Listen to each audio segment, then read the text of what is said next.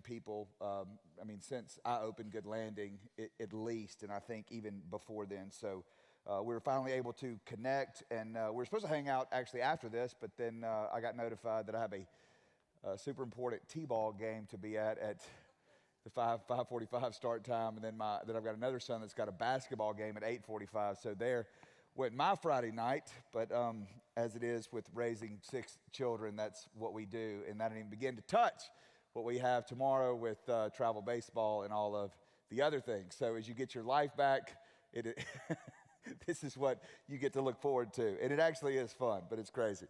I've got to send Charlene a text real quick to make sure that she has a code, and I apologize for this.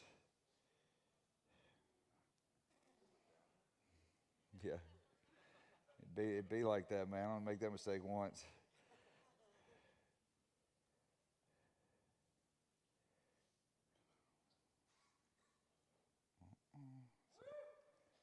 That's right.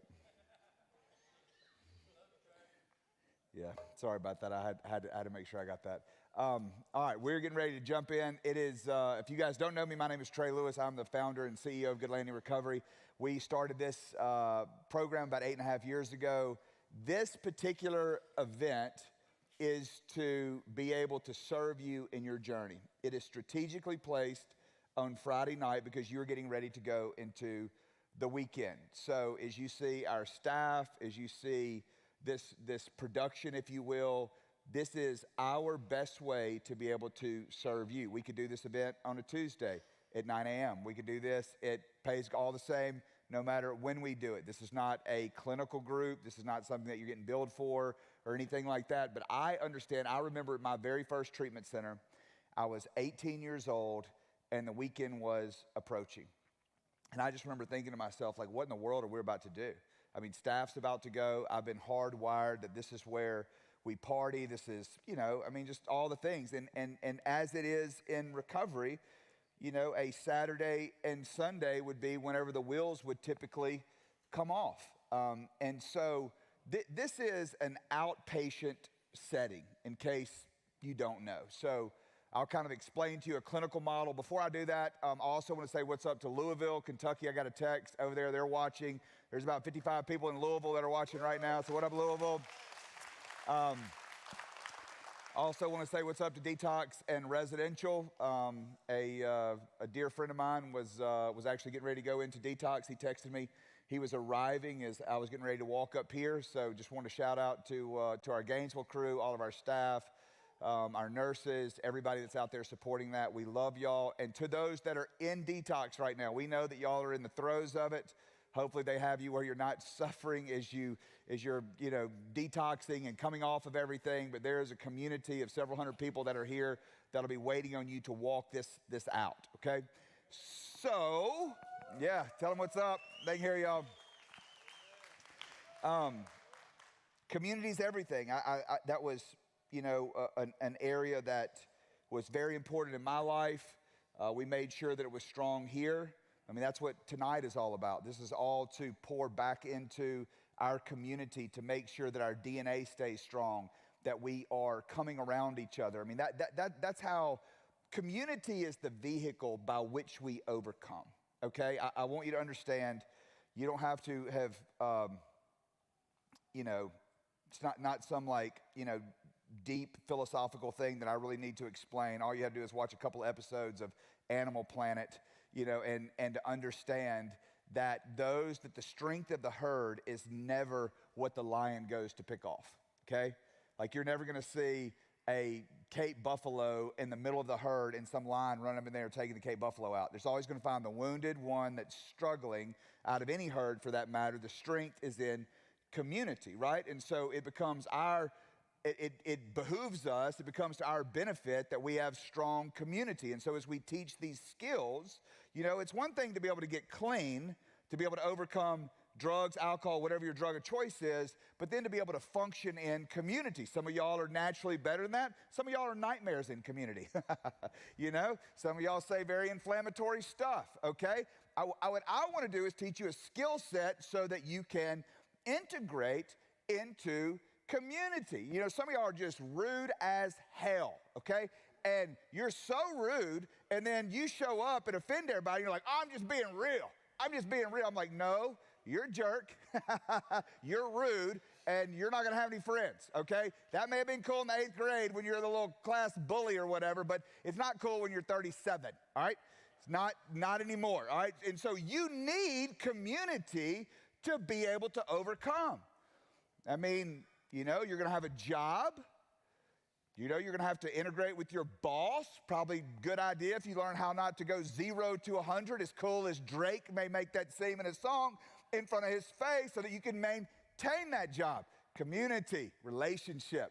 So we want to teach you those skill sets because some of those had been forfeited while you're out there in your road during addiction, okay, or rode through addiction. And so tonight is about strengthening our community. And so some of this stuff we're going to have fun with, but I really want you to take it seriously because no matter how you are raised and no matter how common sense a lot of these things that I talk about tonight may seem, when you get addicted to drugs, it changes and alters the way that you negotiate life, okay? You could have been raised by the 2 greatest pastors that's ever lived. I mean, you could have been raised by Billy and Ruth Graham, okay? You could have been raised by, you know, whoever your favorite leaders are. But if you got addicted to drugs and you stayed out in active addiction and lied, and that was the way that you manipulated and got it, does that make sense? It changes the way that you see life.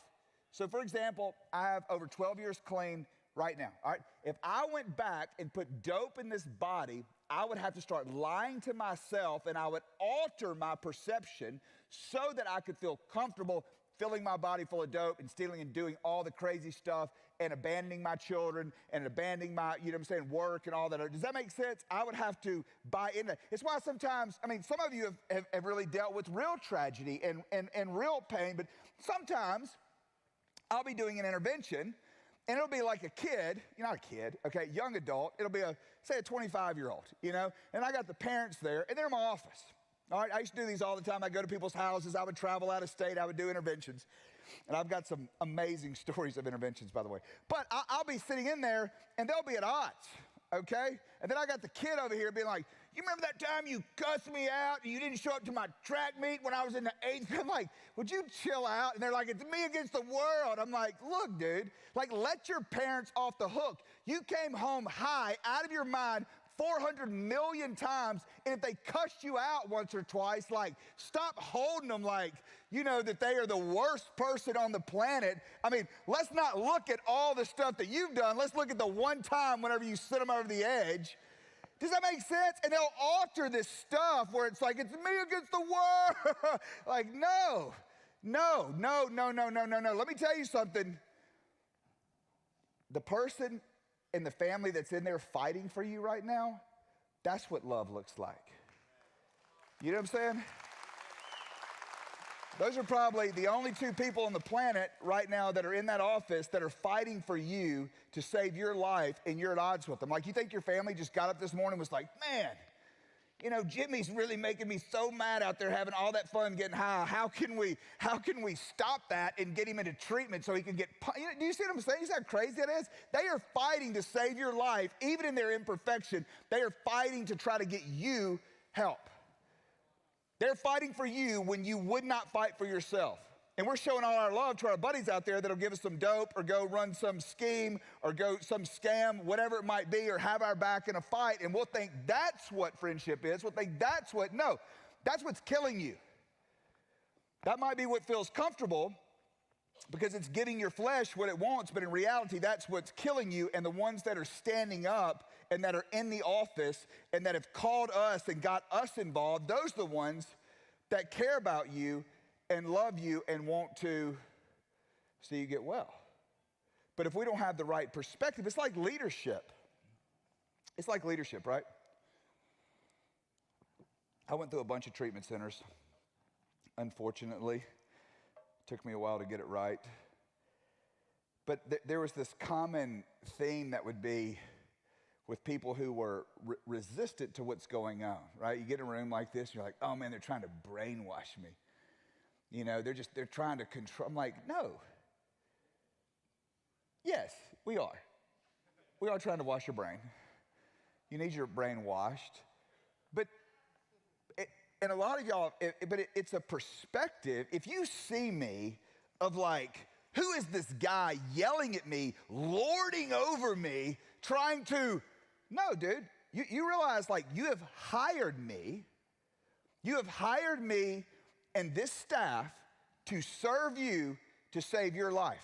I work for you, okay? Now, we're going to try to create an atmosphere and put some rules in place so that you can receive and get the best out of your experience. But the second that you're looking at me as like I'm some kind of cop, which I'm not, okay, at all, I want you to understand you have hired me to serve you, and this is the best vantage point for me to do that. Do you understand that? I mean, it's not like I was like, hey, can we get the stage up in the air so that I can just, you know what I'm saying, like, like it's some kind of like power move? Like, no. I don't have time to have 457 lunches this week to sit down with each and every one of you and work with you, though we do have therapists that'll do that. This is the best vantage point for me to be able to serve you and to show you the way out of this hell of active addiction. And now we create the atmosphere, we put the music, we create the room, we put the groups, we do all that kind of stuff. Now it's up to you whether or not you want to listen and to apply it, or if you want to roll your eyes and say we're brainwashing you and come up with the, you know, whatever reason you want to come up with to reject the help that we're trying to give you. And that's up to you. You know, I mean, I don't know why you would do that. Should I take a few minutes to convince you why you're here?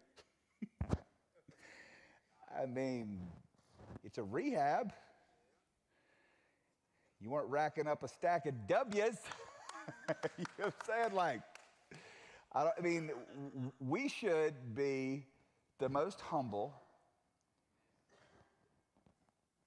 the most broken in the best sense of the term, the most grateful. Nobody's cheated death more times than us in this room.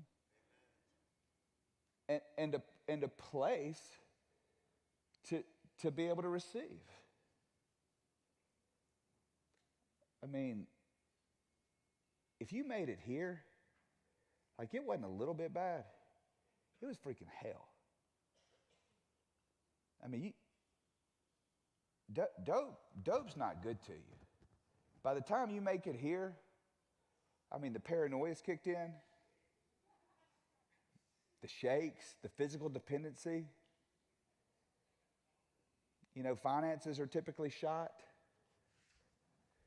Been very few, you know, people with significant net worth that have walked up inside of a treatment center. And even then, you know, they've lost in so many other areas. I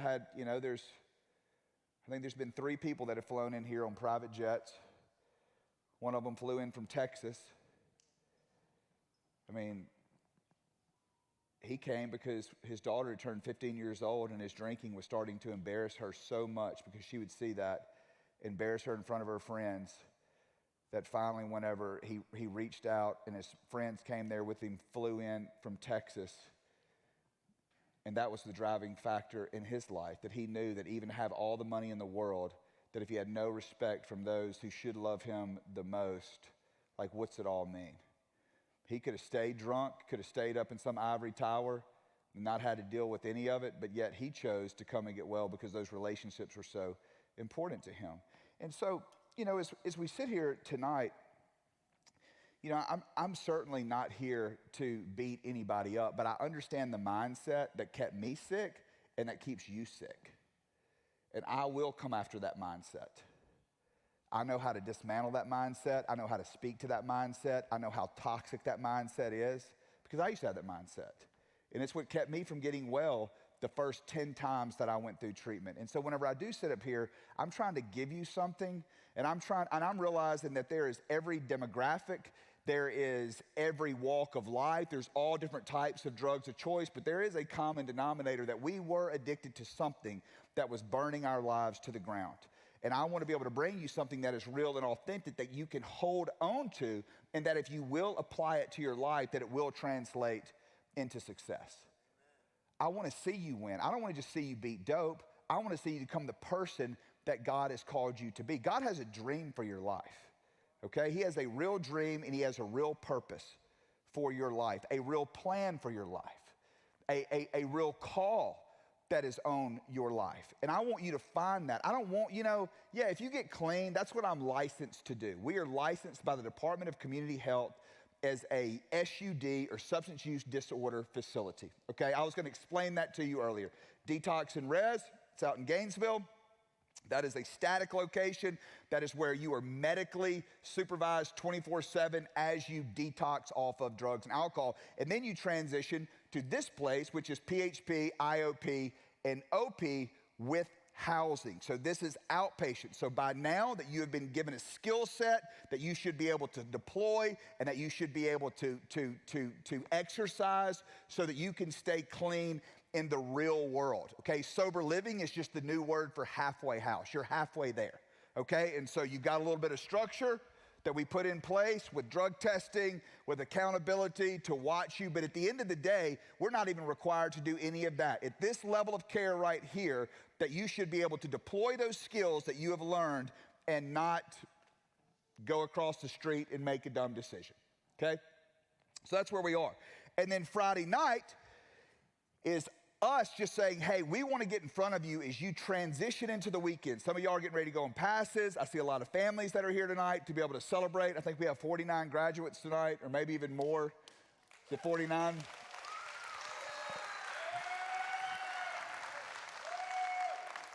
So as you get ready to graduate and go into the weekend, I mean, everything that we have poured into you, all the skills that we have taught you, the daily disciplines and all of those things that we have put in front of you and shown you that if you will live this way, if you will do things this way, that it will translate into a life that you'll be proud of. But now we're getting ready to pull the training wheels off. Like right now, I can look in here, it's like looking at a swimming pool and everybody's wearing floaties, okay? And I have no idea which one of y'all can swim and which one of y'all can't, but we about to see, because we about to snatch them floaties off, okay? For 49 of y'all, you're getting those training wheels and they're coming off tonight, and we're gonna see. We're going to see, right? Just like on Saturday, college football is going to start back up in August, September, and then when them lights hit on Saturday night, we about to see. We're going to see who put in the work, who been running the plays, who hadn't been cheating on in the weights and all that kind of stuff like that. We're about to see, and so now it's here. And I promise you, those people that just crossed that finish line, that 90 days went like that. And now, they've been sitting here and I want my family back and I want my job and I want this and I want that. Well, we're going to see what type of work that you put in. And so some of y'all that are here on day one, I want you to understand 90 days goes by like that. You have 90 days to let God reinvent you, to use what God has given you to be able to reinvent yourself. That is a great gift. You might not see it as a gift. That is a tremendous gift. You have no idea how many people are out there on the rat race of life right now. They don't even know what they're doing. They're going to some job that sucks. They don't understand any purpose in their life. Their marriage is trash. It's just wishing that somebody could pull them out of that and put them on a place where that they could say, hey, God, speak to me again and change the trajectory of my life. Now, I get that you didn't get here necessarily by way of winning, but you're here nonetheless. Okay, and I'm telling you, if you will see it rightly and you will invest and work on yourself and work on that relationship, that it will radically transform your life over the next 90 days. But it's all about what you do with it. It's all about your level of buy-in. I mean, I can create the same situation, and Matthew can get radically saved, and then I can have somebody over here that's just negative Nancy, that's just, oh God, why'd you do this? And then yet nothing. Maybe they get sicker over the course of 90 days. That ain't on me. I create the atmosphere. We create the atmosphere, we put the ingredients in there, and then you have the ability of whether you're going to choose it or you're going to reject it. And you ain't going to look at me and tell me it doesn't work. Because I'll choke you to death on testimonies out of this place that has absolutely transformed lives like nothing else that anywhere else that I know that's putting out this level of clean time. So it works. And now it just comes down to you whether or not you want to run the play or you don't want to run the play. The play works. You might think the play is boring. You might think the play is not flashy. The play works. Right? Remember the Titans. It's like Novocaine, baby. Give it a little time, always works. Right? Denzel, anybody? Sorry. Coach Boone. So it does work. And it will. You know, and some of you have different personalities. You know, you got the one person in here that's got 3 days clean, and like, man, God spoke to me. You know, they're just like, I feel the Lord. You know, and some of you are like, I don't feel anything. Like, what are they talking about? That's okay. I wouldn't like that. Don't get all caught up in the rhetoric and some of the, you know, whatever it might be, the charismatic language. God does speak, but just, you know, because, you know, one person had a dream or they, you know, feel whatever, don't get back there and be like, God ain't doing nothing in my life. Like, look, man, I've seen more people, you know, spin around down here and do all the things like, and they're getting high the next day, you know? I mean, and then the person that's just the quiet, what I'm trying to say is like, I'm not trying to put any of that stuff down, but what I am trying to say is don't get caught up in looking at somebody else that has got, you know, hyper spiritual language, and you're over there on the sideline and thinking, hey, what's wrong with me? Why isn't this happening? Or why didn't I get that experience? Or whatever it might be. It's just not, like we fly by truth. You know, there's days that I feel it. There's days that I worship and tears are coming down my face. And then there's days, man, where I don't feel anything, but I know that I'm supposed to keep a posture of worship because I know that's true, and I know that God inhabits the praise of his people, whether I feel that or I don't feel that. Do you see what I'm saying? And I'll hold that posture whether the feelings are there or it's not there. And that's what we have to learn how to fly by. Is what we fly by truth, and we fly by instruments, and we walk by faith, whether the other stuff is there or not. I want you to grow up in the faith.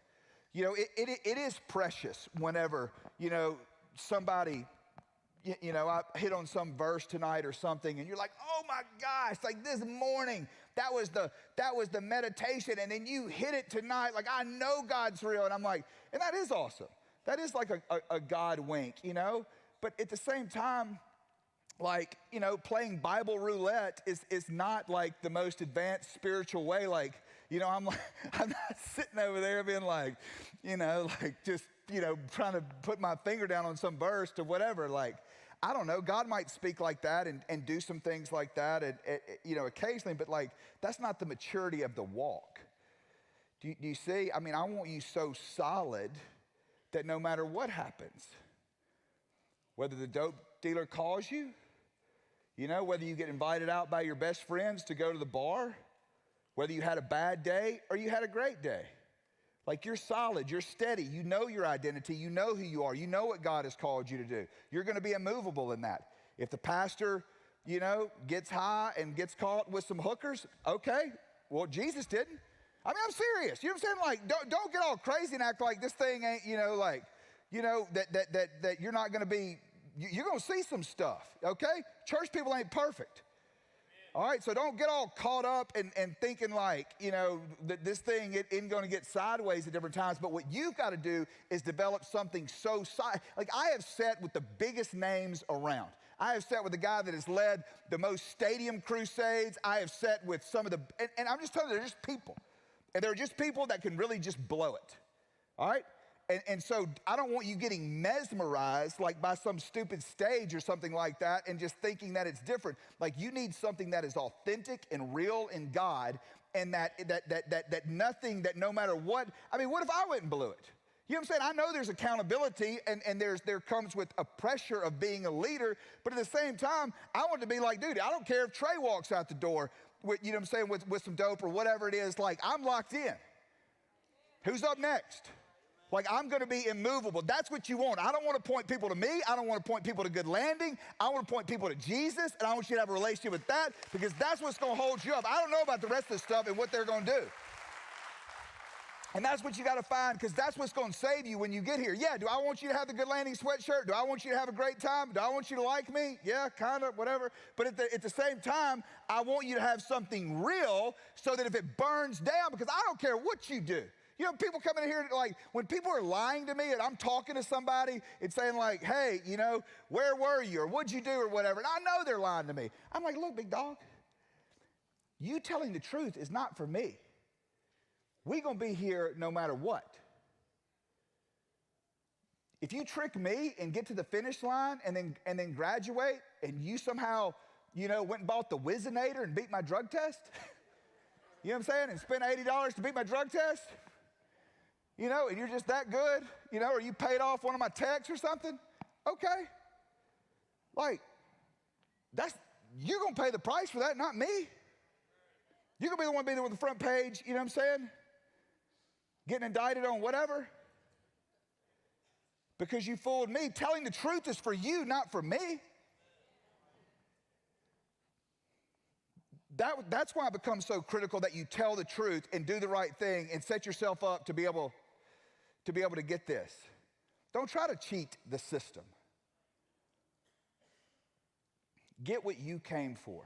I want you to get your family back. That's how you need to be right now. If I talk to somebody up in admissions, they do admissions in the executive suite, and so occasionally I'll get to talk to somebody. It's usually a female that's coming in, and if I get a few minutes to talk to a female, I'm like, hey, look, here's the deal.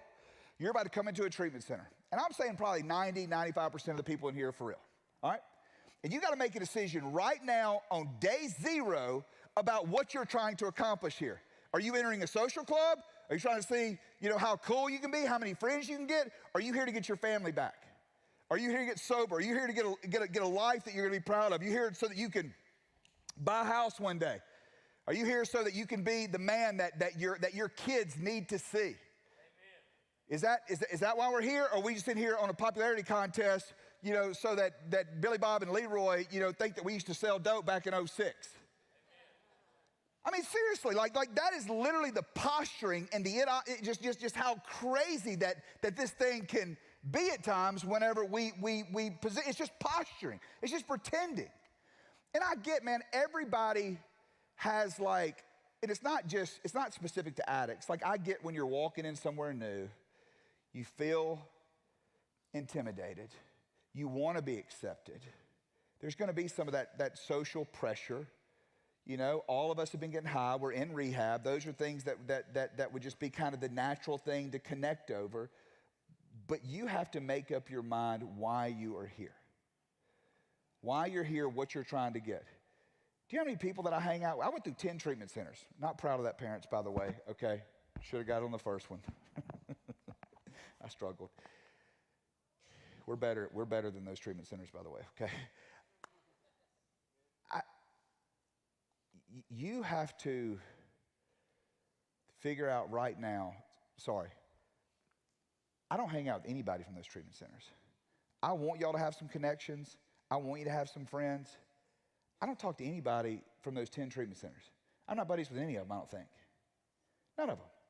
You know, so my point is, it's like the relationships that you have while you're in here, they're probably just going to make sense while you're in here, okay? You probably didn't meet your business partner in here that you're about to go make $100 million with, all right? Okay? You probably did not meet your next roommate. I don't know anybody that I've ever met here that went out and said, you know what, we should go get an apartment together, we should go rent a house together, and it worked out great. It is usually a dumpster fire of all dumpster fires, okay? You are passing through. Your friendship and your relationships make sense in the context of this, but if you get outside of these boundaries, it will be an epic dumpster fire, okay? So please don't try to look at it at anything other than I am coming through this thing and I am going to get well. I'm going to use the skill sets and the topics and the information that I've got to be able to process that. But don't look at this anything other than it is a hospital that you're passing through, that we are here to serve you, to point you in a direction so that you can go back out there and crush life and get everything that you're supposed to get. And do everything that you're supposed to do. Okay? All right. So I had a very interesting, so I told you I've got 6 kids. They all play sports. So I've got a 6-year-old that's he's a good baseball player. I'm actually getting ready to go watch him after this tonight. And he's probably, I don't know, objectively, not just his dad, he's probably top 3, top 4 kids in the league. Crush baseball, when you're 6, I mean, just he can do a few, the things that kind of separate you from everybody else or whatever. And so they won a game the other day. And he's mean, okay? My kid is mean, all right? He is raised by 3 older brothers who beat the living crap out of him. And I'm talking ruthlessly, throw him around and do all this stuff. So he is somewhat like a wild animal at times because he's been raised, okay? He likes to fight, he likes to do all the things, right? Probably like a lot of y'all's kids.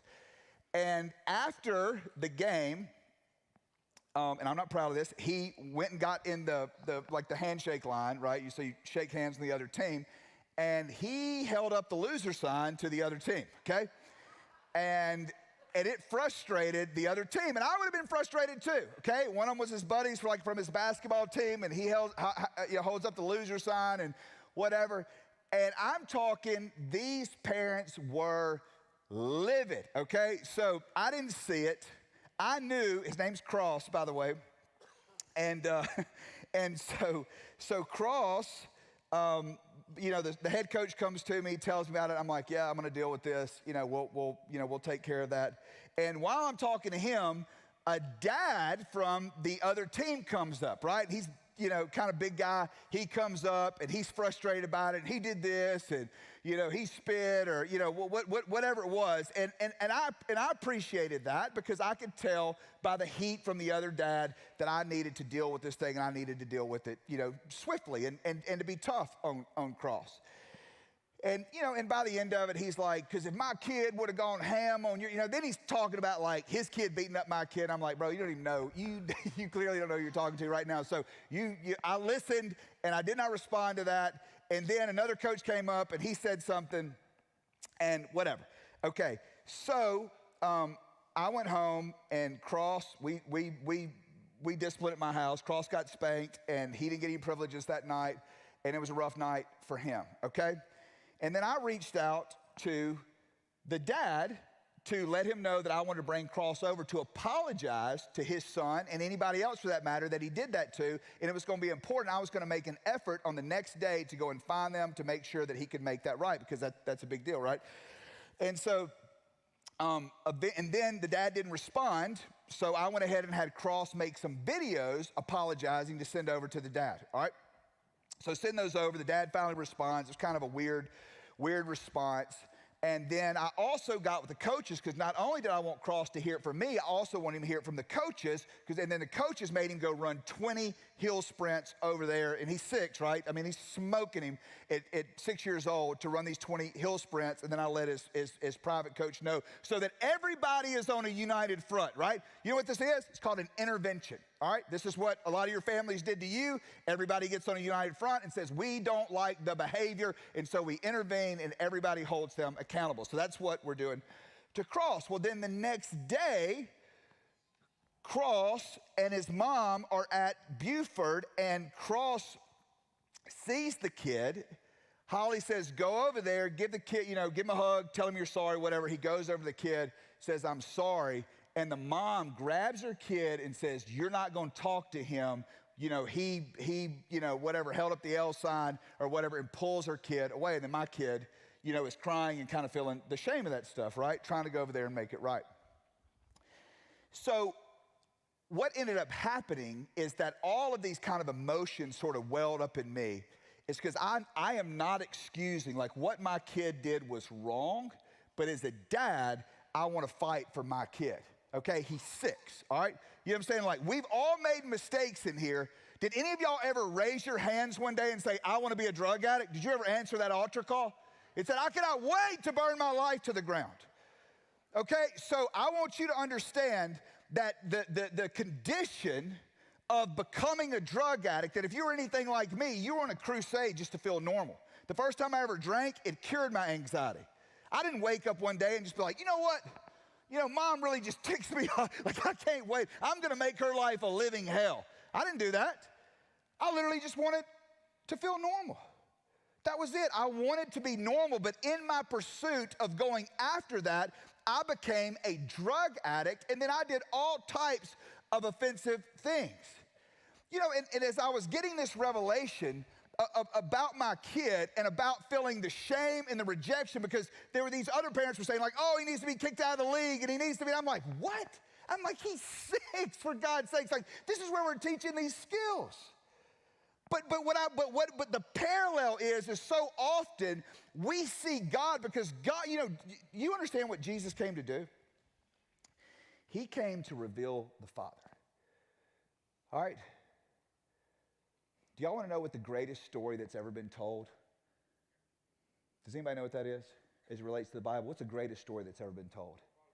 The prodigal son. It's exactly right. The greatest story that has ever been told is a story of the prodigal son. And that is somebody that went and burned their life down, that brought tremendous shame not only to the community, but also to their family.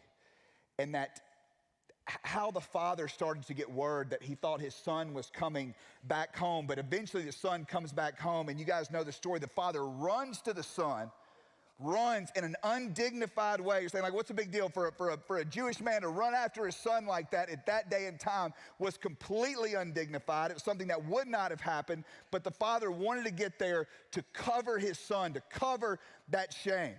Because see, the reality is that everybody else wants to be judged on their intentions, but they want to judge everybody else on their actions, right? Because I am telling you, if you've had children before, I don't care. If you've never had children, you'll be in the grocery store line like, oh, my kid ain't never going to do that. I'm like, you wait. I used to say that too. I used to get annoyed when I'd be on a flight and some kid would be crying. And now I get on a flight and some kid's crying and I start crying because I miss my kids. And I just realized of once you get in there, I'm like, hey, I would be careful about being so harsh because I promise you, it might be my kid today, but it's going to be your kid tomorrow.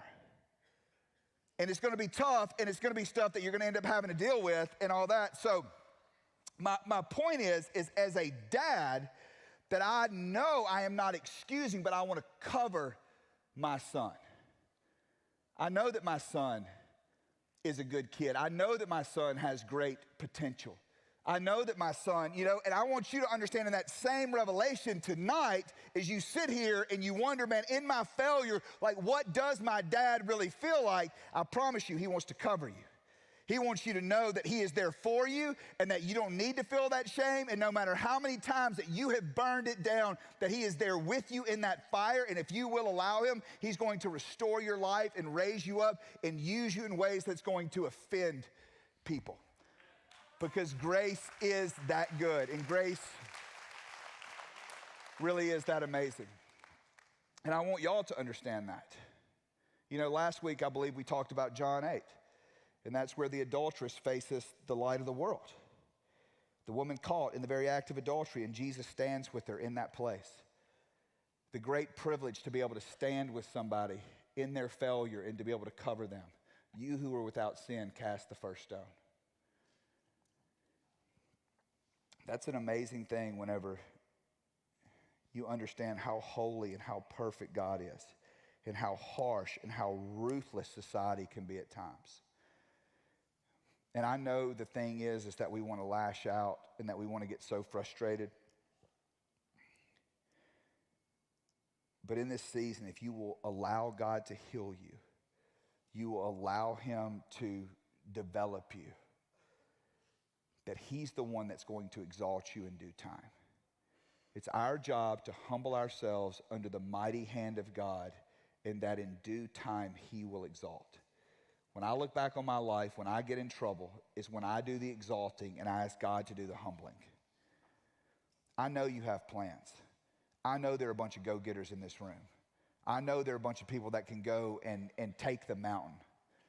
But you also have to realize that in this place of getting to a spot where you can humble yourself, slow down, realize, man, I need God to do some things in some areas of my life that I have not, and I was not able to allow him to do whenever I was out there in those streets, for a lack of a better term.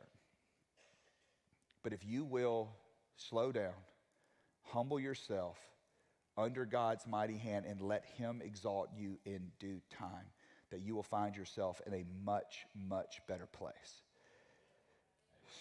So I'm getting ready to land the plane right now. I know it's 6 and we're started off a little late. But what I was thinking about today is that whenever we get hit with grace that is that good and that powerful, of a God that loves us in the midst of our failure and raises us up. Like what's our response to that? What should our response be to that?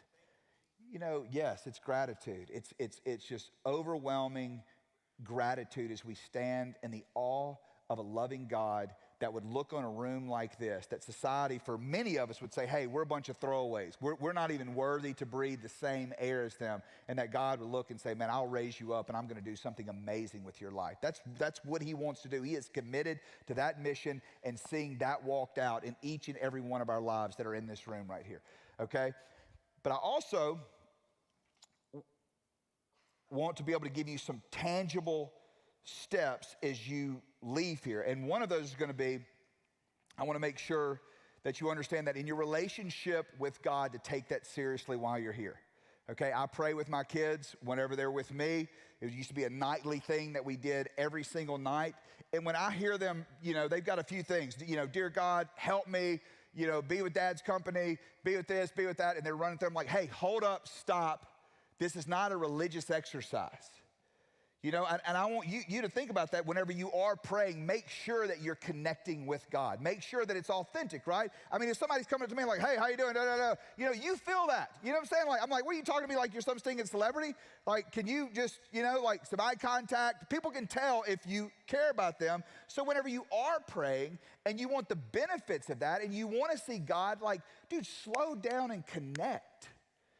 Like, develop that prayer life. That is your greatest weapon to be able to overcome these things, these fiery darts and all this stuff that we're facing. I want you to understand the principle of accountability, how important that is. It's the strength of community. You being your brother's keeper, you being your sister's keeper is critical to the outcome of this program. There's only so much that our staff is going to be able to do, what we're going to be able to see. The conversations, whenever you see somebody that's struggling, when you see somebody that's ready to throw in the towel, and I know that we already do so much of this, make sure that you're making that investment. Make sure whenever you see somebody that is, you know, finding themselves struggling, they're in a conversation with a toxic girlfriend or whatever it might be, and you can tell they're about to burn this thing down. Take time to go and reach out to them. You have no idea how many lives that you can save. I don't care if you have 3 days clean right now and you have no clinical, you know, initials by the end of your name, that you can get in the fight right now and that you can start ministering and you can start praying for those people, even if you don't understand what the answer is. You know, maybe you're here and you're single and you don't know anything about being married and your buddy over there is having marital problems. You know, probably don't need to give them any marriage advice, okay? But you can pray. Right? You can pray and you can talk to them about, you know, the pain that they're experiencing and sitting there with them and reminding them, and there's nothing that is going to do to make it worse unless you went back out there and used again. To fight for people. I mean, 49 people are about to cross the finish line tonight.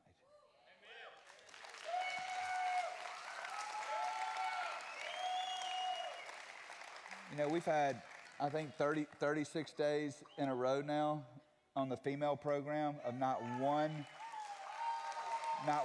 AMA, not one person leaving against medical advice at 36 days in a row. The men's program at over a week. Yes, I mean, hey, that's in a program that's this large. To be able to see that, I mean, says everything about this community. It says everything about y'all taking it seriously. Like I said, if this was a program of 30 or 40 people, of how easy it would be, I mean, I could personally come over there and try to control the situation. But whenever it's this big, to see something that's that strong, to go at 36 days in a row, for not one single AMA, I mean, that says everything that you need to know about this place. It's strong. So, worship team left. I'm sure they did. They AMA'd, worship team AMA'd, they went back to Nashville. It's all good. Oh, you're here? Oh, nice. Hey, you want to come out? We're going to do like an altar call real quick. Okay, awesome. They did not AMA Hobbs. So I want to see y'all commit. I want to see lives change. Every single Friday night, we open up these altars for people to come and do business with God, whatever that might be, to make things right with God, to rededicate.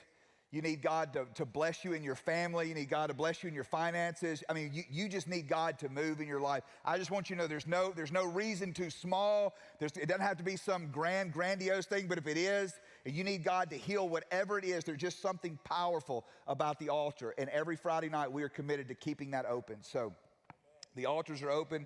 We'll do a song, and then we'll do graduations, okay? Y'all come pray. Father, we love you. God, I thank you, Lord, for your mercy. I thank you for your grace.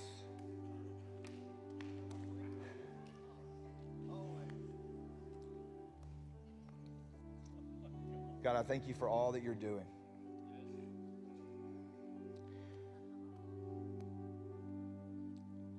God, I pray, Lord, that you would infuse this place with power.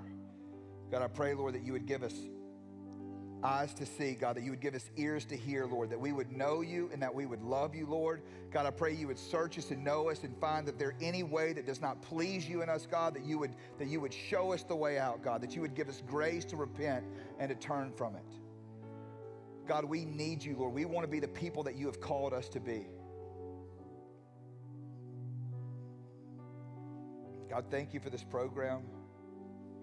Thank you for the lives that are here, Lord. You know the things that we're facing right now. We need your help, Lord. I pray that you would protect us, God, that you would prosper us, Jesus, that you would continue to use us, Lord, and that you would fight for us right now.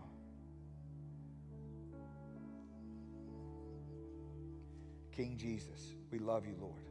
These things we've asked in your name. Amen. Yes, sir. Love y'all.